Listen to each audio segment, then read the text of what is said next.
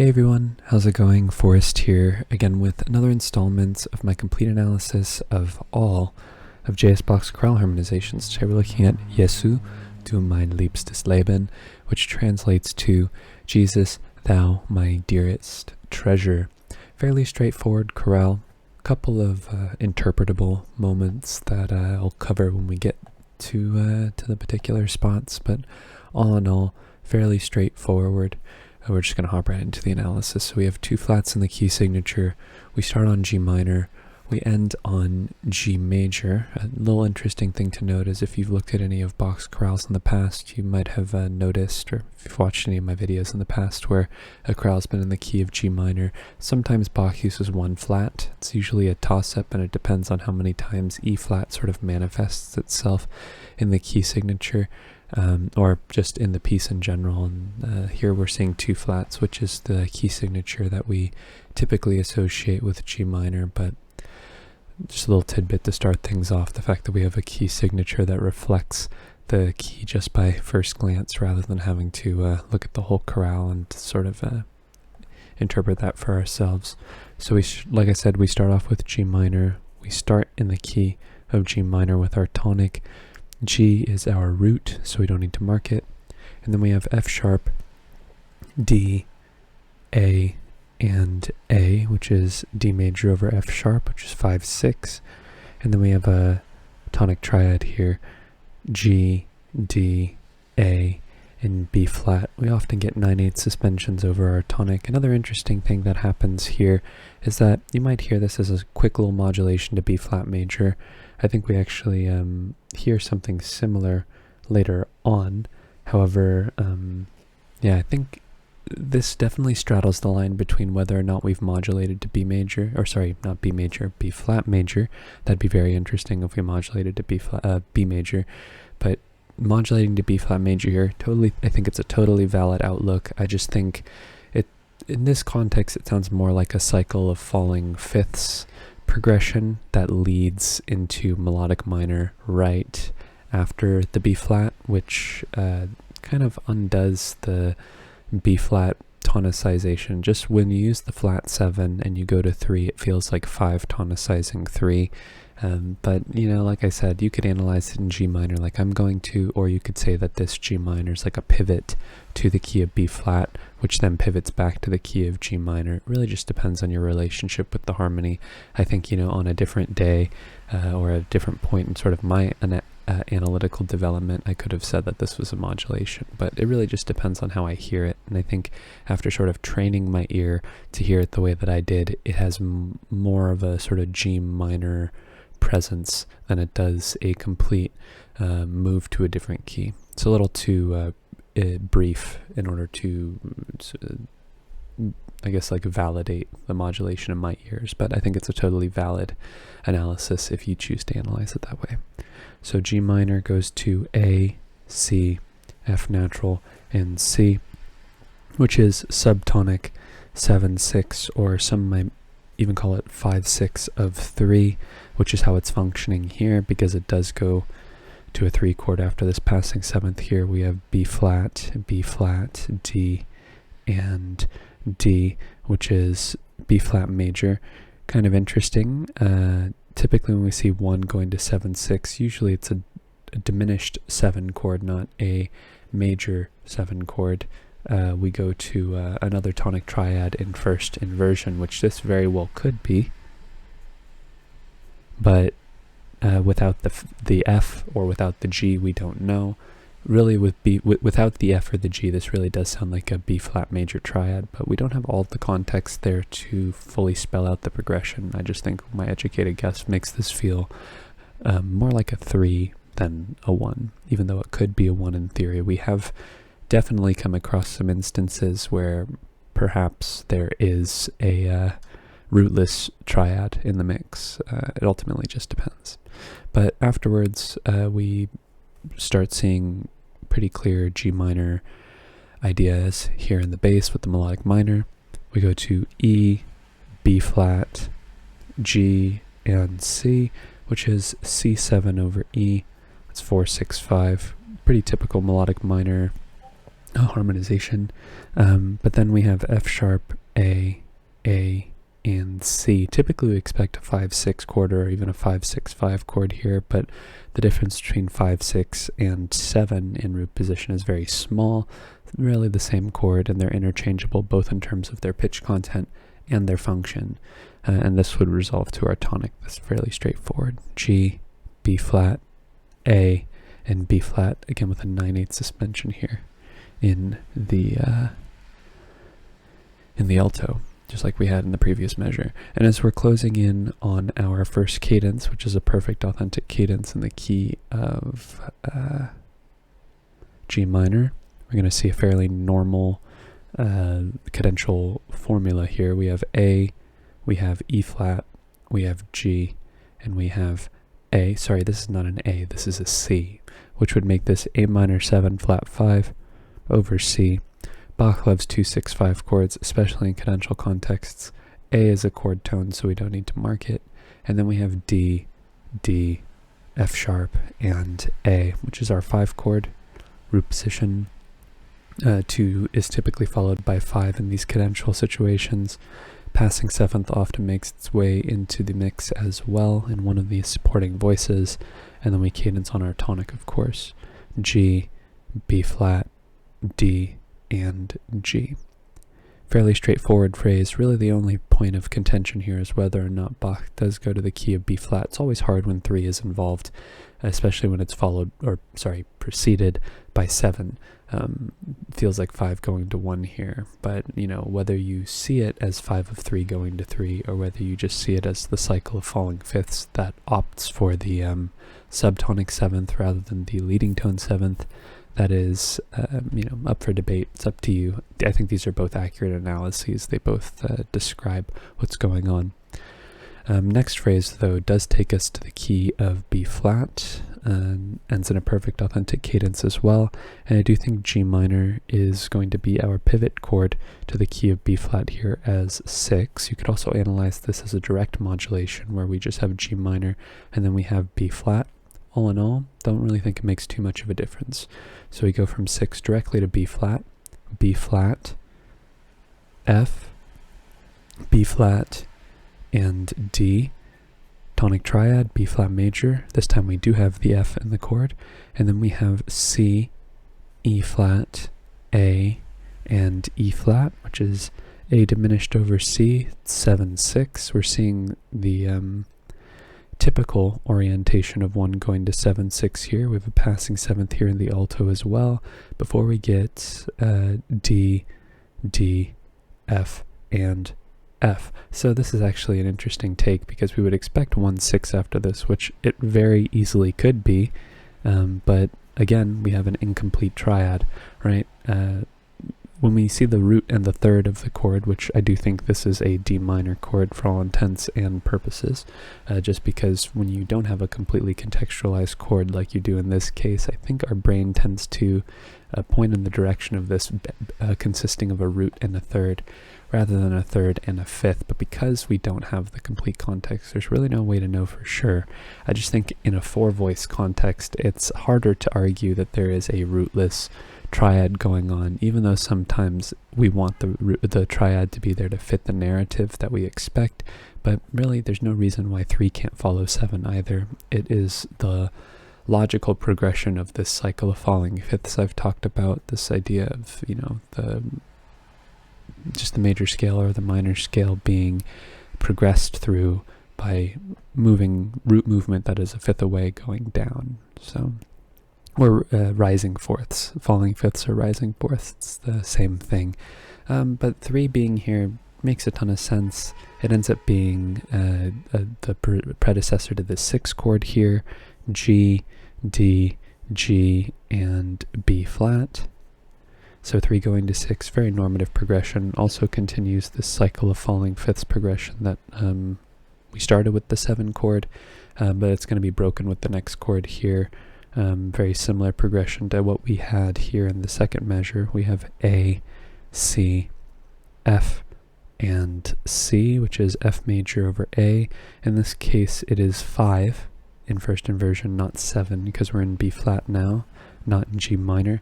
We have passing 7th here in the alto, and then we go to B flat, again with this 2 root 2/3 spelling. In fact, it's basically the exact same as this first phrase occurrence. However, there's just a slight difference going on here in the alto, and the bass is transposed down an octave. But it does go to our tonic now. It's not our 3 chord, but we have B flat, D, and D. And here I really don't have any reason to believe this would be 6/6. I suppose it could be 6/6 because 6 going to 5/6 could take us to 6/6 using that pattern of 2 of the same Roman numeral and bridging the inversions of the 2 with a chord that is a diatonic step below the chords the chords that are being bridged. But we do close out our phrase with a similar but not identical cadence to what we had before. We obviously end on a 1 chord, but we lead up to it with kind of an interesting rhythmic spread here, because we go to E flat, B, G, and C, which is C minor 7 over E, another 2/6/5 chord. We know that Bach loves those. And then we have an interesting chord here. So we have on the beat itself, we have C, we have A, we have E flat, and we have C. So by that logic, we have a 7/6 chord, and we know that Bach often contextualizes 2 and 7 near one another because they're similar in terms of their pitch structure, right? They both have 2 and they both have 4, but one has 7 and one has 6, which is the difference between the 2 chords. But all in all, they're very similar to one another, as are chords that are a third apart. But I think actually this A is an accented non-chord tone. And with that being said, here we have C, G, E flat, and C. And with this G, I think the big picture here is that even though this could be a 7/6 chord, I think really Bach is just continuing the idea of the he's just continuing the idea of the 2 chord here. Sorry, I lost my train of thought. So I think this is just becoming a root position C minor chord, and it's just the fact also that it's happening on beat 2 of a chorale that's in triple meter is also significant, because generally speaking, if the harmonic rhythm isn't 1 chord per beat like we've seen in the majority of the measures here, it's 1 chord on beat 1 and 1 chord on beat 3, usually speaking. Sometimes we see a harmonic rhythm of 1 and 2, but that syncopation doesn't happen all that frequently in comparison to the other 2 harmonic rhythms, like how we see in the first measure and the subsequent measures. So the fact that it's happening on beat 2, I think generally means that the chord's getting a little less stress. But afterwards it does take us to 5, F, A, F, and C, F major, root position, passing 7th here in the alto as well before we cadence on B flat major, B flat, D, and B flat, tonic triad, 3 roots and 1/3. Alright, moving to the next phrase, we have a perfect authentic cadence at the end of it in the key of F major, and I think we pretty much start the phrase the same in the key of F major, just like here. We could say B flat is 4 in the key of F, but I don't really think B flat going to F evokes anything F major like. We don't really know we're in the key of F until we hear this E, which makes me feel like we haven't modulated until we have started the phrase.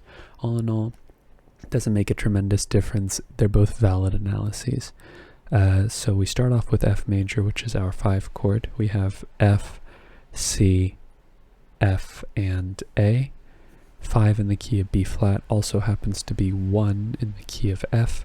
F is a chord tone. We see a very similar configuration as to what's happening here at the beginning of the A section, so we don't need to mark it. And then we have E, C, G, and G, which is our 5 chord in first inversion, C major over E.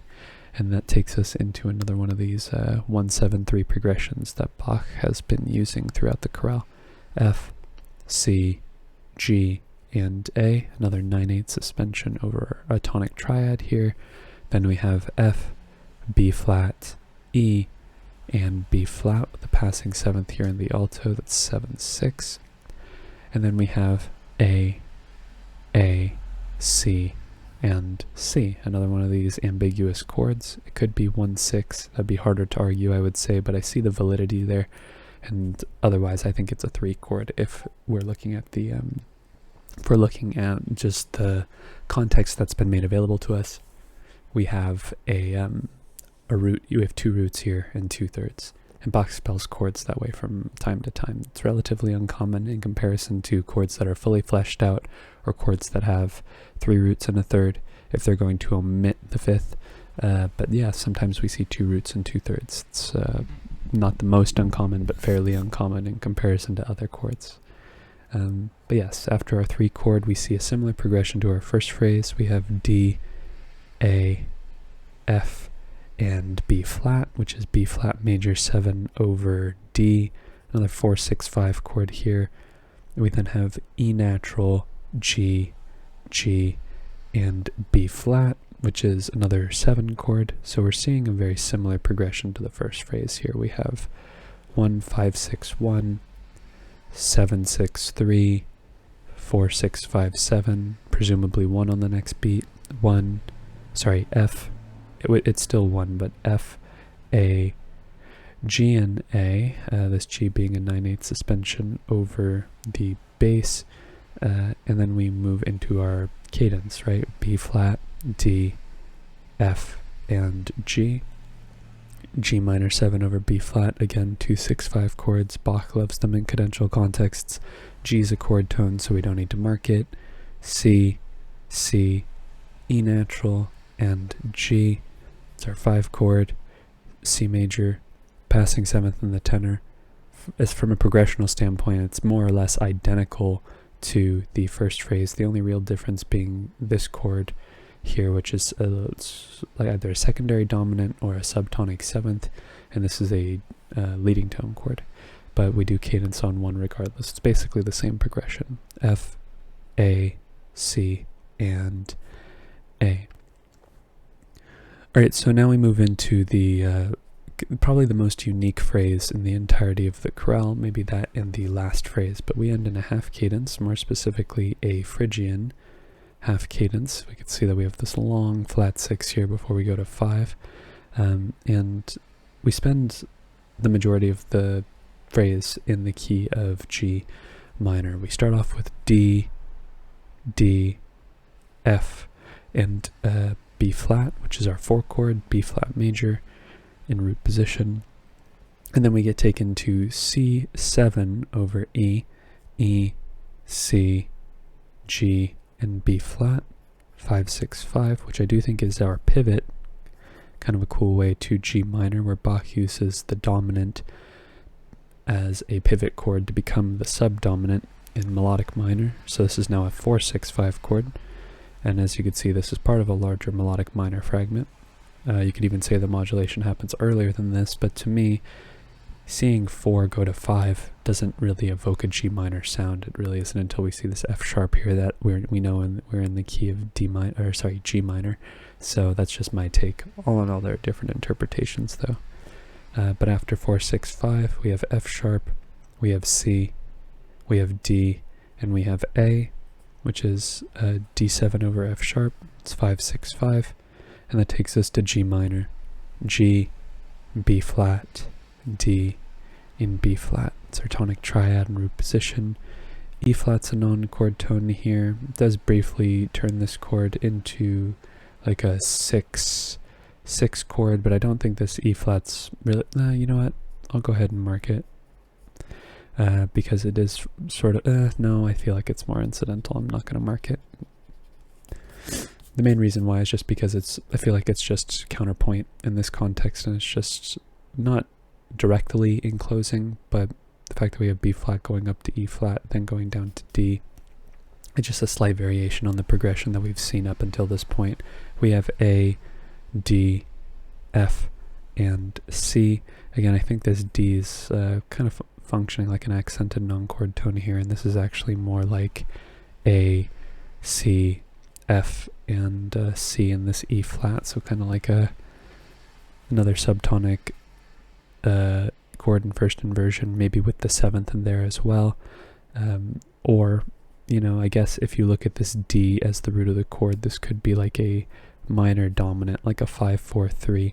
I think all in all, 7 is what's being implied here, and Bach is just being, this is just a contrapuntal situation. So in situations where the counterpoint makes a chord difficult to pinpoint directly, you have to sort of think outside the box and extrapolate a chord from the texture, because it's definitely there. It just may not all happen at the same time, which is kind of antithetical to what a chord is actually. It's like a chord is when notes sort of sound simultaneously, or you could look at things like arpeggios, right, and say that, oh, well, that's just a C major chord, but it's broken up. Here, it's not really an arpeggio, but the chord is there. It's part of a gesture that's been sounded somewhat recently, and I think the big takeaway here that we could learn from having looked at the progression beforehand is that this is likely just another 7 chord, and based on our experience with G minor previously, it's probably a subtonic 7th chord because of our relationship with this second measure harmony that we've become associated with. That's instead, it's going to take us where we would expect based on our previous experience with G minor. It's going to take us to B flat, B flat, B flat, D, and D. It's a 3 chord. It could potentially be 1-6, but all in all, it's very difficult to say. We then have E flat, B flat, G, and D, which is E flat major 7 in root position. This A is a neighbor tone, this F sharp is a neighbor tone, and this long pedal here, we continue this idea of E flat major 7 into the next beat. B flat's a chord tone, so we don't need to mark it. And then we have beat 3. I think there's a strong argument to be made here that this is a 2-4-3 chord. Right, E flat, A, and C. Sorry, yeah, not 2-4-3. I guess in this case it would be 2-6-4. Or it could be 4-6. I think my brain makes me want to analyze this as a 4-6 chord, namely because of the fact that typically what I have encountered in Phrygian half cadences is that Bach will do one of two things. It will either be a 4-6 chord without really any room for debate, or it'll be part of a contrapuntal situation where there's a 2 chord or a 6 chord or a 4-6 chord, and the 4-6 chord can sort of be pulled out of the texture. But it's really hard to say here because 3 wants to go to, or 7 wants to go to 3, which wants to go to 6, which wants to go to 2 via the cycle of falling fifths, and 2 would sort of be the next logical step using that pattern. But 4-6, historically speaking, and can also be pulled out of this texture, is here. 2-6-4 and 4-6 are basically the same chord. They consist of the majority. The majority of the chord is they're similar to one another, and functionally speaking, they're both predominant in this context. So I think all in all, it's a toss-up. My brain wants me to say 4-6, but really it's hard to argue against. Well, it's not hard to argue against, but I think 2 makes sense because it's part of a larger cycle of falling fifths progression. So definitely a head scratcher here as to what's really going on, or what really, what chord was Bach implying here. I think it has more so to do with the bass movement rather than a big vertical structure, because like I said, it is a cadential situation, but it's a contrapuntal situation, so it's difficult to say. But afterwards we go to 5, which would be the end of our half cadence: D, A, F sharp, and D. Okay, moving into our final phrase, we have a perfect authentic cadence as we would expect, and we stay in the key of G minor for the rest of the chorale. So we move to another D major chord. We don't need to reanalyze. D, D, F sharp, and A. Just some vocal exchange here between the melody and the tenor. D is a chord tone as well, so we don't need to mark it. D is a chord tone, so we don't need to mark it. Passing 7th in the bass here. And then we have an interesting chord. We have B flat, D, F sharp, and D. It's very possible that this is a 3 augmented chord. it sounds pretty crunchy when we hear that B flat there, but I think in the grander scheme of the harmony, I feel like this A is our chord tone, and that's just taking our 5 chord and putting it in second inversion for a little period of time. But after our 6/4 chord, we have our tonic triad in first inversion: B flat, D, G, and G. So 1/6, passing tone in the bass, and then we have G, A, D, and A. This G would be like a lower accented passing tone or suspension. This F sharp is really our root, like 5/6, giving us like a similar inner non-chord tone vibe, like part of a series of 4 eighth notes when the inner eighth notes are the non-chord tones.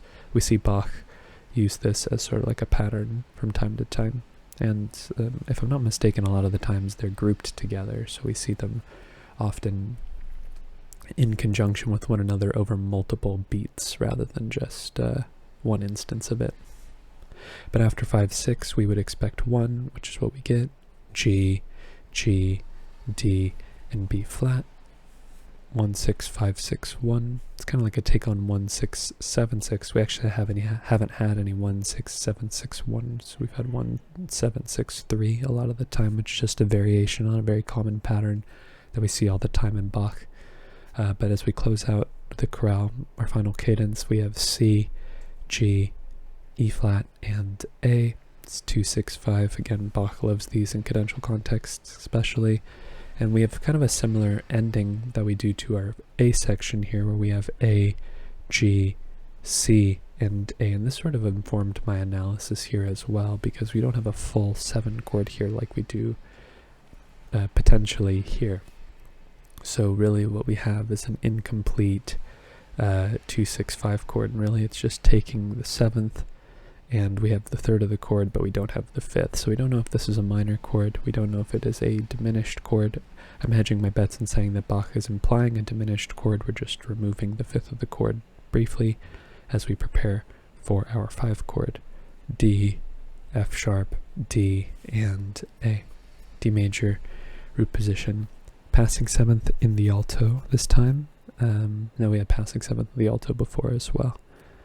Before we cadence on our tonic triad as a major chord: G, D, B natural, and G. Bach often ends his minor chorales with a major triad. I think it has to do with his relationship with major chords and how they have more of a final sound, but it could also be because he wanted to end on a more uplifting note. Who knows? But that being said, that's pretty much all I wanted to talk about in today's chorale.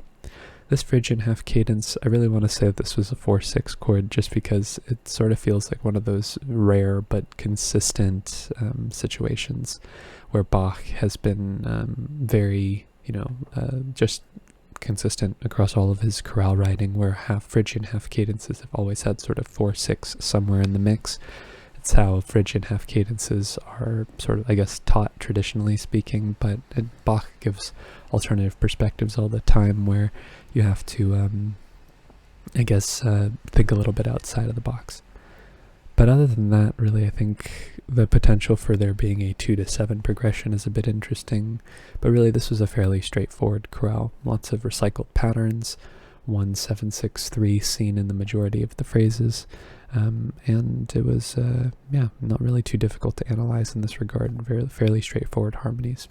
If you're interested in following me along on the journey to analyze all of Bach's chorale harmonizations, feel free to subscribe to the channel. You can hit the notification icon and like the video if you enjoyed the content. Thank you so much for watching the video, and thank you so much for supporting the channel by doing so. I look forward to tomorrow's analysis, and I hope you take care.